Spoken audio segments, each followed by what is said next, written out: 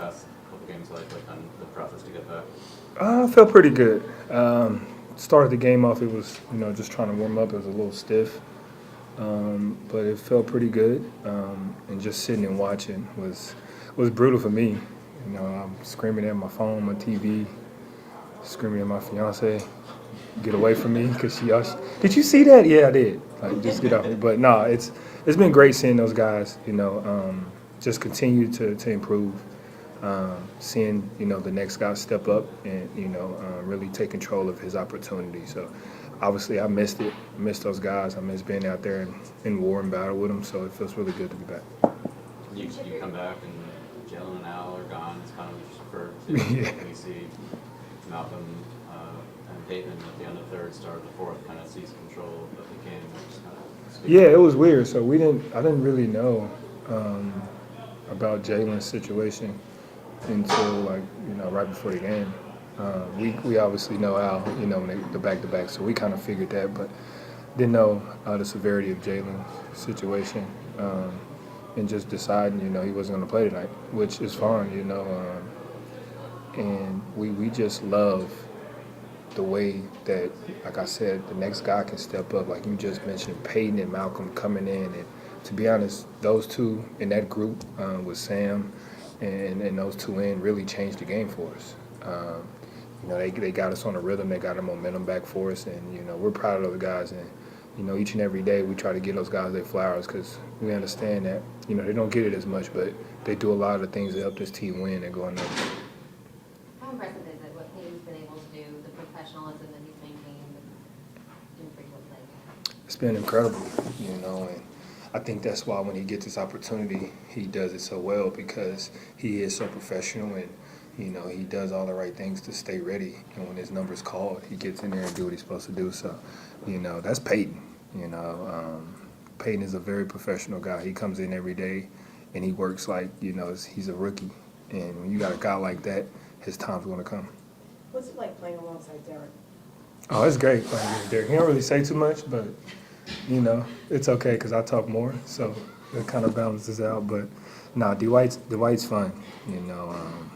Just his ability to be able as a guard to play the defense he does and block the shots he does, especially when he seems to be beat, and just recover. So he makes my job a lot easier, because majority of the time I'm guarding the team's best player, and it's me.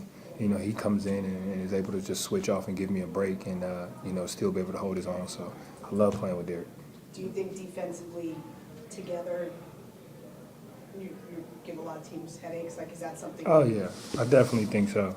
Because you got to deal with me, and then you got to deal with him right after that, or vice versa. So, we constantly keep teams on their toes, and we make everything tough for them. At least we try to. And that's all you can ask for from a guy like Dwight and me. Just go out there and try to make everything as tough, and our offense is going to come, so we're not too worried about that. We got great players, great coaching staff that puts us in the right position to win.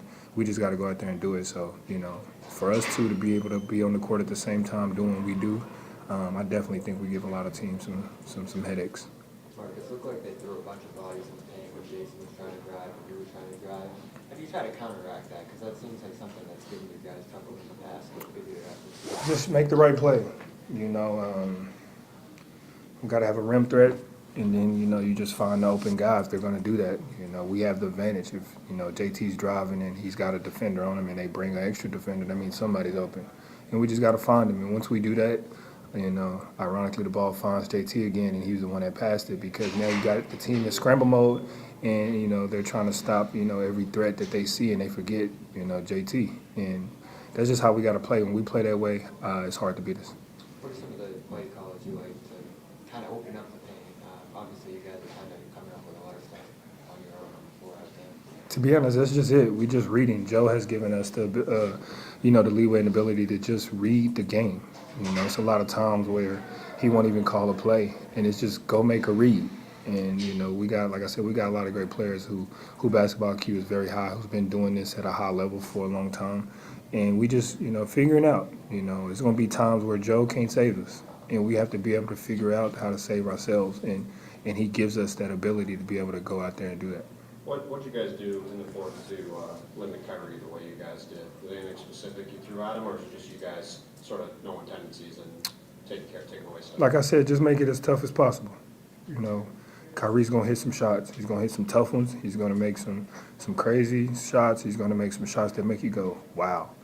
And you just gotta tip your hat off. He's a great player, you know. And when you're playing against a great player, you just gotta do everything to make it tough. And you know, you tip your hat off on the shots they make, and you go back and you make them guard on the defensive end, and you know, you just go that way. So it wasn't really anything new. We just threw different bodies at him, you know, and we made him work on the offensive end. And then when we were on the guard him on the defensive end, we just made everything as tough as possible. I'm just curious if you've ever, I'm following another Derek White question, have you played with a fellow guard who blocks shots the way he does? I played with one in college, Yeah. and he was taller than D. White. Well, actually, no, he's shorter than D. White, but he probably was he's more athletic, definitely, than D. White. But it's not nobody since I've been at this highest level, the way he does it. And I like to think I'm a pretty good defender, guard-wise, and, you know, protecting the paint, but I got nothing compared to D. White. Thanks, Marcus. Marcus, did you shoot for two or anything? Wow. Nope, just busted lip. I got you. Come on, one Thanks, more. Marcus.